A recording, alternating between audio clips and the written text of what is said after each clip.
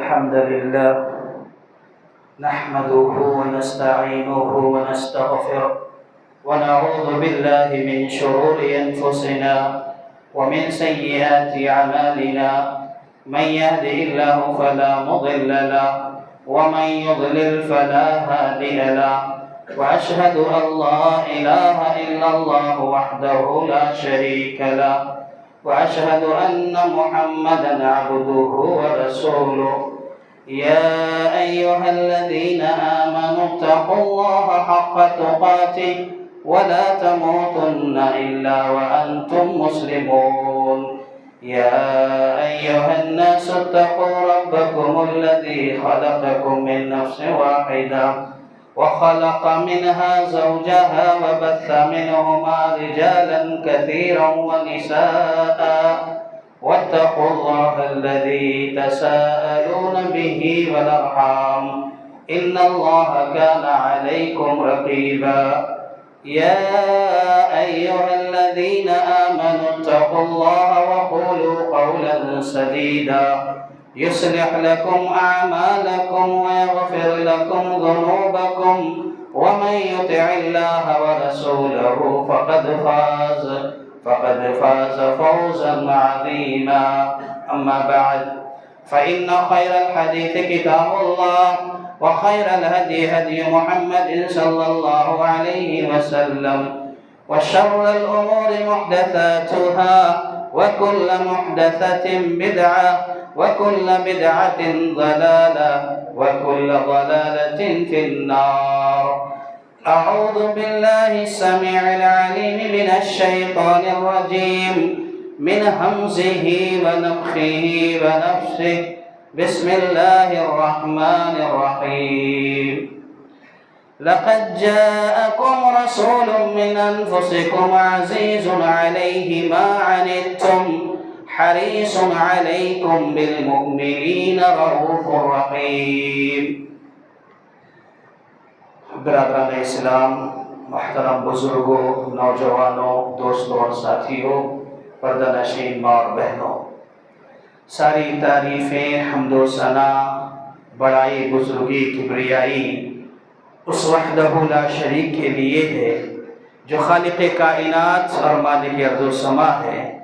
اس کے بعد بے شمار درود و سلام نازل ہو ہم سب کے آخری نبی احمد مجتبی محمد مصطفیٰ صلی اللہ علیہ وسلم کی ذات گرامی پر، جن کی مختلف کوششوں کے نتیجے میں ہم تک دین اسلام پہنچا۔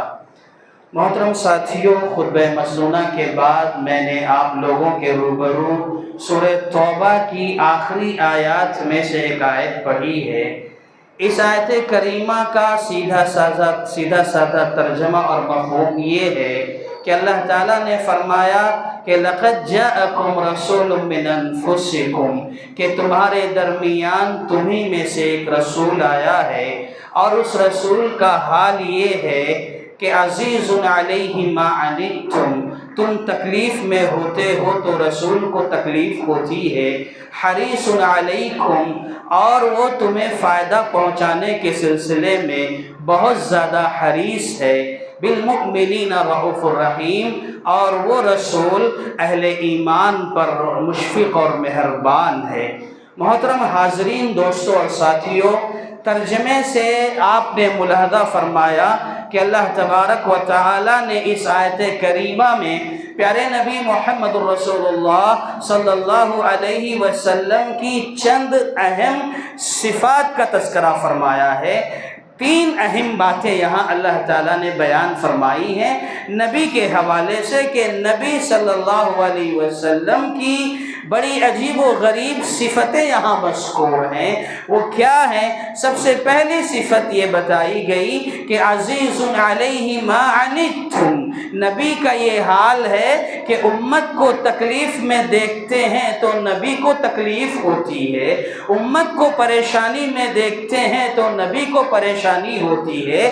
یعنی دوسرے لفظوں میں ہم یہ کہہ سکتے ہیں کہ امت کی تکلیف نبی کی تکلیف ہے، امت کا غم نبی کا غم، امت کا رنج نبی کا رنج، امت کا دکھ نبی کا دکھ، امت کی پریشانی نبی کی پریشانی، یعنی پیارے نبی محمد الرسول اللہ صلی اللہ علیہ وسلم کا معاملہ یہ تھا کہ اپنی امت کو کسی بھی طرح سے تکلیف میں دیکھنا آپ کو پسند نہیں تھا، آپ کو گوارا نہیں تھا۔ یہ پہلی صفت بتائی گئی۔ اور اللہ اکبر، آپ اگر احادیث کا مطالعہ کریں گے تو آپ کو اس کے نمونے نظر آئیں گے کہ پیارے نبی صلی اللہ علیہ وسلم اپنی امت کو تکلیف میں ڈالنا نہیں چاہتے تھے، مشقتوں سے انہیں نکالنا چاہتے تھے۔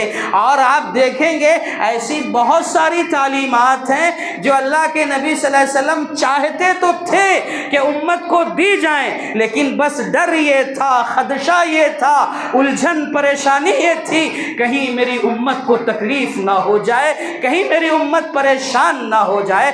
جیسے مثال کے طور پر ہم یہ حدیث بارہا پڑھتے ہیں، سنتے ہیں، پیارے نبی صلی اللہ علیہ وسلم نے فرمایا لولا نشق علی امتی لامرتهم بالسواک عند كل صلاۃ، اگر میری امت پر دشوار نہ ہوتا، اگر میری امت کو تکلیف نہ ہوتی تو اپنی امت کو میں یہ حکم ضرور دیتا کہ وہ ہر نماز کے وقت مسواک کر لیا کریں، لیکن چونکہ امت تکلیف میں آ جائے گی اس لیے نبی نے حکم نہیں دیا۔ ہاں، ہر نماز کے وقت اگر کوئی مسواک کرتا ہے کرنا چاہیے، مستحب عمل ہے، لیکن پیارے نبی محمد الرسول اللہ صلی اللہ علیہ وسلم نے حکم نہیں دیا، صرف اس وجہ سے کہ کہیں میری امت تکلیف میں نہ آ جائے، میری امت پریشان نہ ہو جائے۔ اور تو اور وہ حدیث بھی بڑی معروف ہے، ہم اور آپ پڑھتے ہیں، سنتے ہیں، اللہ کے نبی محمد الرسول اللہ صلی اللہ علیہ وسلم ارشاد فرماتے ہیں لولا نشق علی امتی لاخرت العشاء، اگر میری امت پر دشوار نہ ہوتا میں انہیں حکم دیتا کہ عشاء کی نماز تاخیر سے پڑھا کریں۔ اور تاخیر سے مراد اہل علم نے لکھا ہے آج ہم عشاء کی نماز 8:30 9 بجے پڑھ کر فارغ ہو جاتے ہیں، لیکن اگر مؤخر کرنے کی بات کی جائے تو عشاء کی نماز ہمیں 11:30 12 بجے پڑھنی چاہیے۔ لیکن پیارے نبی محمد الرسول اللہ صلی اللہ علیہ وسلم نے فرمایا لولا نشق علی امتی لاخرت العشاء، میں عشاء تاخیر سے پڑھنے کا حکم دیتا اگر میری امت کو تکلیف نہ ہوتی۔ اور تو اور آپ جانتے ہیں رمضان کا بابرکت مہینہ تھا، پیارے نبی محمد الرسول اللہ صلی اللہ علیہ وسلم نے آخری عشرے میں ایک طاق رات تھی، صحابہ جمع تھے، آپ نے قیام اللیل، تہجد کی نماز، تراویح کی نماز جماعت سے پڑھائی۔ پہلا دن تھا، سارے صحابہ کو اس کا علم نہیں تھا، اس لیے جو مختصر سی تعداد تھی انہوں نے نماز پڑھی جماعت سے۔ دوسرا دن آیا، جن صحابہ کو معلوم نہیں تھا انہیں بھی علم ہو گیا، دوسرے دن مزید تعداد میں اضافہ ہو گیا، اللہ کے نبی نے جماعت سے نماز پڑھائی۔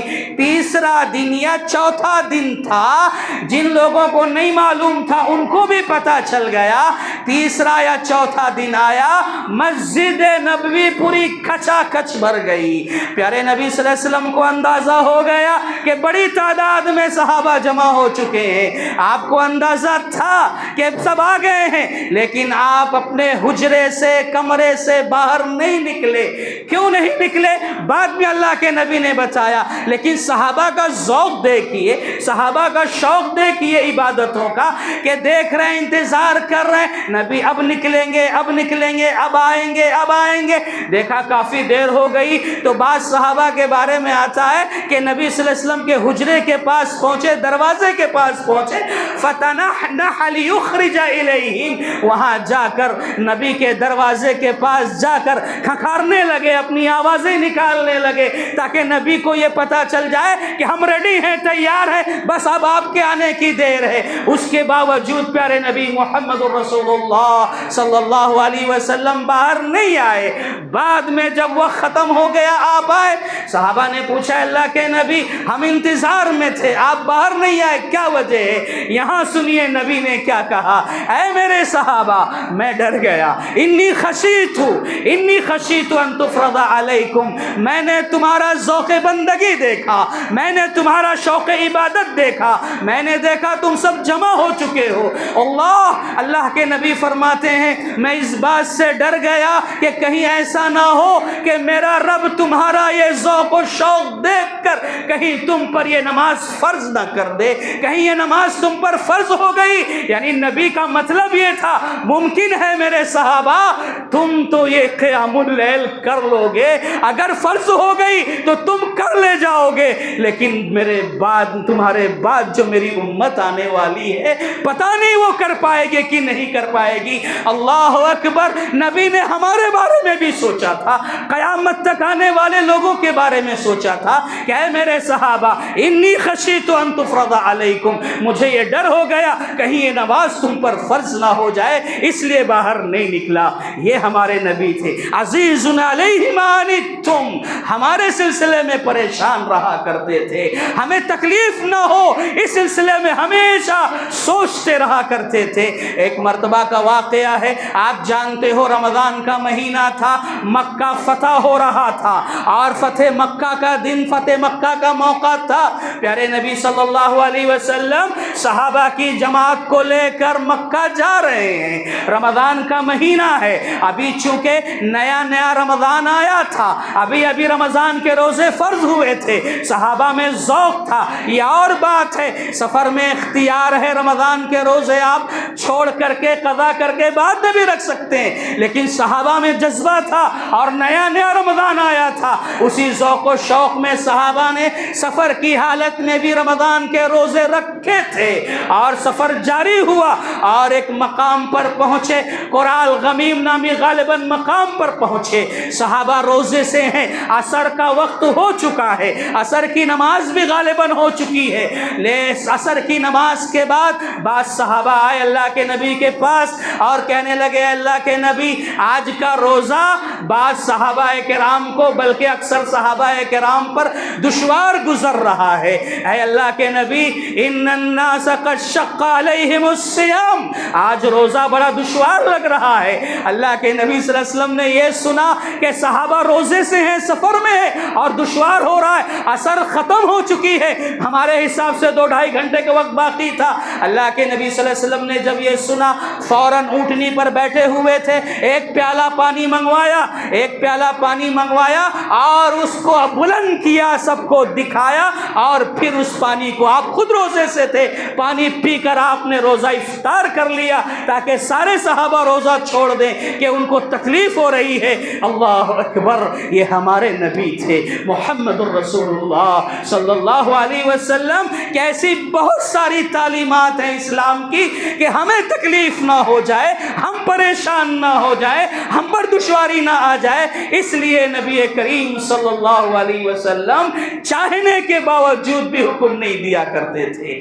تو پہلی صفت بتائی گئی عزیز علیہ ما عنتم، امت کو تکلیف ہوتی ہے تو نبی کو تکلیف ہوتی ہے، یہ پہلی صفت پیارے نبی محمد الرسول اللہ صلی اللہ علیہ وسلم کی یہاں بتائی گئی۔ دوسری صفت بتائی گئی حریص علیکم، یہ نبی وہ نبی ہے کہ تمہیں فائدہ پہنچانے کے سلسلے میں ہمیشہ حریص رہا کرتا ہے۔ نبی کو یہ پریشانی ہے، نبی کو یہ الجھن ہے، نبی کو یہ شوق ہے، نبی کو یہ لالچ ہے کہ میری امت کو خیر کیسے پہنچے، میری امت کو بھلائی کیسے پہنچے۔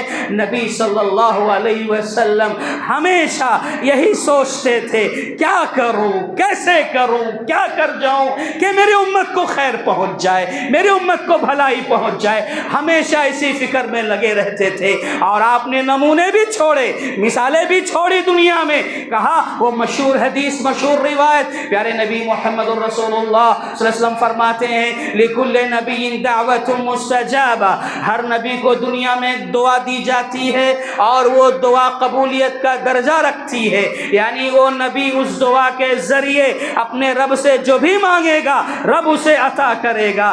آپ آگے فرماتے ہیں فَتَعَجَّلَ كُلُّ نَبِيٍّ دَعْوَتَهُ، دنیا میں جتنے نبی آئے، پیغمبر آئے، رسول آئے، سب نے اپنی اپنی دعا کو دنیا ہی میں استعمال کر لیا، یعنی دعا کرنے میں انہوں نے جلدی کر دی۔ اور نبی کہتے ہیں آگے وَلَكِنْ أَخْتَبِيَ دَعْوَتِي شَفَاعَةً لِأُمَّتِي يَوْمَ الْقِيَامَةِ، لیکن میں نے اپنی دعا کو بچا کر رکھا ہے، چھپا کر رکھا ہے، تاکہ اسی دعا کے ذریعے کل قیامت کے دن میں اپنی امت کے حق میں سفارش کر سکوں۔ سبحان اللہ، کیسا خیر پہنچایا نبی نے ہمیں، کیسی بھلائی چاہیے ہمارے لیے۔ کل قیامت کے دن جب نفسی نفسی کا عالم ہوگا، لوگ پریشان ہوں گے، وہاں ہمارے نبی محمد الرسول اللہ صلی اللہ علیہ وسلم جو دعا آپ کو دی گئی اس کے ذریعے ہمارے لیے آپ سفارش کریں گے۔ سبحان اللہ، حریص علیکم، ہمیشہ یہی چاہتے تھے کہ میری امت کو کیسے فائدہ پہنچے۔ اللہ اکبر، امت کو فائدہ پہنچانے کے سلسلے میں امت ہدایت پر آ جائے، صحیح راستے پر آ جائے، توحید پر آ جائے، ایک اللہ کی بندگی کرنے والی امت بن جائے، اللہ کی عبادت میں کسی کو شریک نہ کرے، اللہ سے یہ امت جڑ جائے، اللہ والی ہو جائے، اللہ کا تعلق اس امت کا اللہ سے اس کا تعلق مضبوط ہو جائے۔ اس سلسلے میں نبی صلی اللہ علیہ وسلم نے ہر وقت کوشش کی، ہر ممکن کوشش کی۔ جبکہ ایسی حالت ہو گئی، آپ ایسے تڑپتے تھے اپنی امت کے حوالے سے، ایسے پریشان رہتے تھے کہ خدا آسمان سے وحی آ گئی، فَلَعَلَّكَ بَاخِعٌ نَفْسَكَ عَلَىٰ آثَارِهِمْ إِن لَّمْ يُؤْمِنُوا بِهَٰذَا الْحَدِيثِ أَسَفًا۔ اے نبی کیا کر رہے ہیں آپ؟ یہ مطلب ہے کیا کر رہے ہیں آپ؟ کتنی محنت کر رہے ہیں آپ؟ کتنا اپنے آپ کو تھکا رہے ہیں؟ کیسا معلوم ہو رہا ہے اگر یہ لوگ آپ کی بات پر ایمان نہیں لائیں گے تو آپ اپنی جان کو ہلاک کر لیں گے۔ یہ حال تھا پیارے نبی محمد الرسول اللہ صلی اللہ علیہ وسلم کا۔ تو میرے بھائیوں، اللہ کے نبی صلی اللہ علیہ وسلم نے میرے لیے بھی، آپ کے لیے بھی، اور قیامت تک آنے والے سارے انسانوں کے لیے بھی پریشانی اٹھائی ہے، تکلیفیں برداشت کی ہے۔ آپ نے رات رات بھر جاگ کر آنسو بہائے ہیں اپنی امت کے لیے، رات رات بھر جاگے ہیں آپ اپنی امت کے لیے، رات رات بھر تڑپے ہیں، مچلے ہیں، پریشان ہوئے اپنی امت کے لیے۔ میرے بھائی، ہمارا نبی جو ہمارے لیے، جب کہ ہم اس وقت تھے بھی نہیں، لیکن ہمارے لیے اتنے پریشان ہوئے، اتنا پریشان رہے، تو میرے بھائیوں ہماری بھی کچھ ذمہ داری بنتی ہے کہ نہیں بنتی ہے؟ ہم نبی کے ساتھ کیا سلوک کریں، ہمارا کیا کردار ہونا چاہیے؟ نبی پر ایمان لایا جائے، نبی جو کہیں اس پر عمل کیا جائے، نبی نے جیسا کہا ویسا کیا جائے، یہ ہماری ذمہ داری بنتی ہے۔ لیکن آج ہمارا شیوا کیا ہے؟ آج ہمارا عمل کیا ہے؟ آج ہمارا کردار کیا ہے؟ آج صبح ہوتی ہے، صبح سے لے کر شام تک ایسے نہ جانی کتنی سنتوں کا ہم جنازہ نکالتے ہیں۔ معاف کرنا، آج کی ہماری نوجوان نسل جو مغربی تہذیب کی دل دادا، فیشن پرستی کی دل دادا، اور ایسی نوجوان نسل جن کو اسلامی تعلیمات پر عمل کرتے ہوئے شرم محسوس ہوتی ہے، ٹخنے سے اوپر کپڑے لٹکا رکھنے میں انہیں الجھن ہوتی ہے، چہروں پر داڑھی رکھنے میں انہیں شرم آتی ہے۔ اللہ اکبر، میرے بھائیوں، وہ صحابہ تھے، نبی کی قربانیوں کو جانتے تھے۔ اور ایک مرتبہ ایسا ہوا، خریم اسدی رضی اللہ تعالیٰ عنہ ایک صحابی ہیں، ان کے سر کے بال بڑے لمبے لمبے تھے اور ان کے کپڑے ہمیشہ ٹخنے سے نیچے لٹکے رہتے تھے۔ ایک مرتبہ نبی صلی اللہ علیہ وسلم نے صحابہ کی مجلس میں کہہ دیا، نعم الرجل خریم الاسدی، خریم اسدی کتنا پیارا انسان ہے، فلولا طول جمته وازاره، کاش اس کے سر کے بال لمبے نہ ہوتے اور اس کے کپڑے ٹخنے سے نیچے نہ لٹک رہے ہوتے تو کتنا اچھا ہوتا۔ کسی نے جا کر کہا خریم سے، اے خریم، تمہیں پتہ بھی ہے نبی نے تمہارا تذکرہ کیا، تمہارے بارے میں اچھے جملے کہے، اچھے کلمات کہے، لیکن ساتھ ہی ساتھ تمہارے اندر دو کمی ہے، اس کا بھی تذکرہ نبی نے کیا، تم اس کی اصلاح کر لو۔ کیا بات ہے؟ وہ کہنے لگے، تم نے سر کے بال بڑے لمبے لمبے جیسے عورتیں رکھتی ہیں ویسے رکھے ہو اور تمہارے کپڑے ٹخنے سے نیچے لٹک رہے ہیں۔ انہوں نے کہا ایسی بات ہے، نبی نے میرے بارے میں کہا؟ ہاں۔ اللہ اکبر، کیا کردار تھا صحابہ کا۔ فوراً گھر سے کینچی منگوائی، اسی وقت فوراً جیسے جملہ سنا کینچی منگوائی، سر کے بال کاٹے اور اپنے کپڑے جو ٹخنے سے نیچے لٹک رہے تھے اسے صرف ٹخنے کے اوپر نہیں بلکہ آدھی پڈلی تک کر دیا۔ یہ صحابہ تھے جن کو پتہ تھا نبی ہمارے لیے کتنے پریشان ہوئے ہیں، تو ہمیں نبی کی ایک ایک بات کو ماننا چاہیے، اس لیے کہ نبی کی زبان سے نکلا ہوا ایک ایک لفظ قانون ہے، نبی کی زبان سے ایک ایک حرف نکلا ہوا دستور دستور ہے میرے بھائیوں، وہ ایسا اصول، ایسا دستور، ایسا قانون بن جاتا ہے کہ اگر ہم اس کے خلاف ہو جائیں تو کہیں ایسا نہ ہو کہ اللہ کا عذاب ہم پر آ جائے۔ تو میرے بھائیوں، میں یہ کہنا چاہتا ہوں کہ پیارے نبی محمد رسول اللہ صلی اللہ علیہ وسلم ہمارے لیے، آپ کے لیے کتنے پریشان ہوئے ہیں، تو ہماری بھی کیا ذمہ داری بنتی ہے۔ دیکھیے ابھی ربیع الاول کا مہینہ شروع ہو چکا ہے، ربیع الاول کا مہینہ شروع ہوا، جو کرنا چاہیے وہ ہم کرتے نہیں۔ ہمارے بعض نادان مسلمان بھائی، بعض نادان لوگ ایسے بھی ہیں جو صرف اس وجہ سے کہ نبی کی پیدائش کا دن مناتے ہیں، جنم دن مناتے ہیں، اور اس میں بھی اختلاف 9 ہے کہ 12 ہے، سارے علماء کا اتفاق کہ نبی کی پیدائش 9 کو ہوئی، لیکن اس کے باوجود آج ہمارا ایسا معاملہ، بڑی نادانی ہے یہ۔ کیسی نادانی ہے یہ کہ تم جانتے ہوئے بھی انجان بنتے ہو، بس اپنی جھوٹی شان کے لیے تم نبی کا جیسا احترام کرنا چاہیے ویسا تو کرتے نہیں ہو، اپنی منمانی کرتے چلے جاتے ہو۔ یہ کیسی مسلمانیت ہے؟ یہ کیسے نبی سے محبت کی دعوے داری ہے؟ یہ کیسے نبی سے محبت کا تمہارا جلوہ ہے؟ تم کہتے ہو بار بار۔ اللہ ہم سب کی حفاظت فرمائے۔ میرے بھائیوں، میں کہنا یہ چاہتا ہوں کہ جو نبی ہمارے لیے تڑپا ہے، پریشان ہوا ہے، وہ جو ہمیں کہے، جس کام کو کرنے کا حکم دے وہی کرنا ہے، وہی کہنا ہے۔ اس کے برخلاف ہم اگر آگے جاتے ہیں تو یاد رکھیے ہماری محرومی ہے، بدنصیبی ہے۔ ایک اور ٹکڑا آیت کا بچا ہے، بالمؤمنین رؤوف الرحیم۔ پیارے نبی صلی اللہ علیہ وسلم کی ایک صفت یہ بھی تھی کہ وہ اہل ایمان پر بہت مشفق تھے، بڑے مہربان تھے۔ اللہ اکبر۔ میرے بھائیوں، ایک بہت بڑا سبق یہاں ہمارے لیے بھی ہے۔ نبی جیسے امت کے لیے پریشان ہوتے تھے، پریشانی ان کو امت کو نہ ہو، فائدہ پہنچانا چاہتے تھے، ویسے جو مومن ہوتے تھے، مسلمان ہوتے تھے، ایسے لوگوں کے ساتھ نبی بڑی شفقت سے پیش آتے تھے، بڑی محبت سے پیش آتے تھے۔ تو یہ کردار ہمارے اندر بھی ہونا چاہیے۔ میں ایک مثال دے کر، ایک واقعہ سنا کر بات ختم کر دیتا ہوں کہ پیارے نبی محمد الرسول اللہ صلی اللہ علیہ وسلم کیسے اپنے صحابہ سے محبت کرتے تھے اور کیسے شفیق اور مہربان تھے۔ آپ نے سنا ہوگا ایک صحابی ہیں جن کا نام ہے ظاہر رضی اللہ تعالی عنہ۔ یہ وہ صحابی ہیں جو گاؤں دیہات کے رہنے والے تھے، بدو صحابی تھے، حسب و نسب بھی، خاندان بھی کوئی اونچا نہیں تھا، مال و دولت بھی نہیں تھی، بس ایک گاؤں کے رہنے والے تھے۔ لیکن ان کا معاملہ یہ تھا کہ یہ کبھی کبھار اپنے گاؤں سے اپنے کھیتوں کی سبزی ترکاریاں کاٹ کر لایا کرتے تھے اور مدینے کے بازار میں بیچا کرتے تھے۔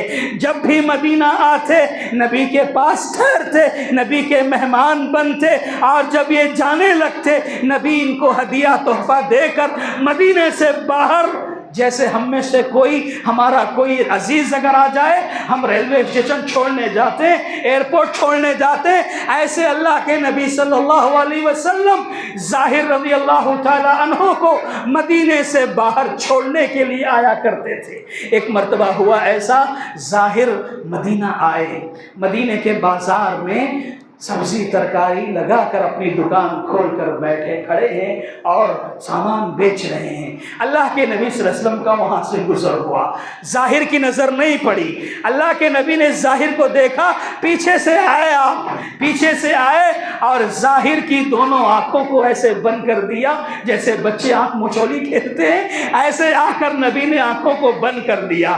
ظاہر کہتے ہیں تھوڑی دیر کے لیے میں کسمسایا کہ مجھے اتنے قریب سے میری آنکھوں کو بند کرنے والا کون ہوگا۔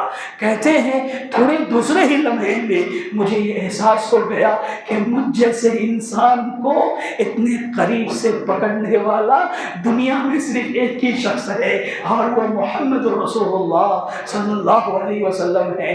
ظاہر کو سمجھ میں آ گیا تو کہتے ہیں میں نے حرکت کرنا بند کر دیا، میں ساکت ہو گیا، بالکل ساکت خاموش ہو گیا، اور میرے بدن کو میں نے بالکل خاموش کر لیا، بس چونکہ نبی پیچھے تھے اپنے جسم کو پیچھے کی طرف دھکیلنے لگا کہ میرے پیچھے نبی ہے، آج یہ موقع ملا ہے، آج یہ قربت ملی ہے، نبی کے قریب ہے، نبی کے جسم سے جسم کو ملا لوں، پھر یہ موقع ملے نہ ملے پیچھے ہونے لگے۔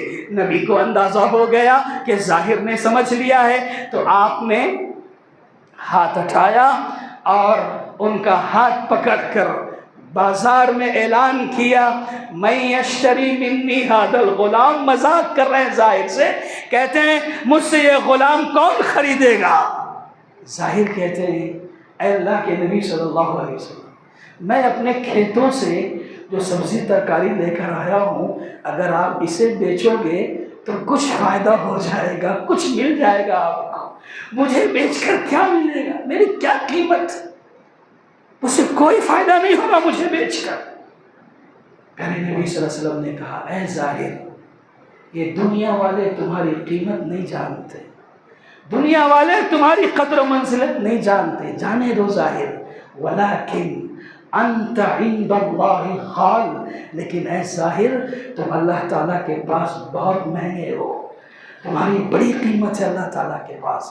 تو میرے بھائیوں، میں یہاں بتانا یہ چاہتا ہوں کہ ظاہر ایک بدو دیہاتی صحابی ہیں، کمزور ہیں، غریب ہیں، مالی اعتبار سے کوئی ان کے پاس سرمایہ نہیں تھا، لیکن نبی کس طرح شفیق تھے، مہربان تھے، آنکھوں کو بند کیا، کیسی قربت تھی۔ میرے بھائیوں، یہ تعلیم ہے ہمارے نبی محمد رسول اللہ صلی اللہ علیہ وسلم کی۔ ہم مسلمانوں کو بھی چاہیے کہ ہمارے درمیان ایسی ہی محبت ہو، شفقت ہو، نرمی ہو، ان ساری چیزوں کے ساتھ اگر ہم جئیں گے تو ہمارا معاشرہ ایک مثالی معاشرہ ہوگا۔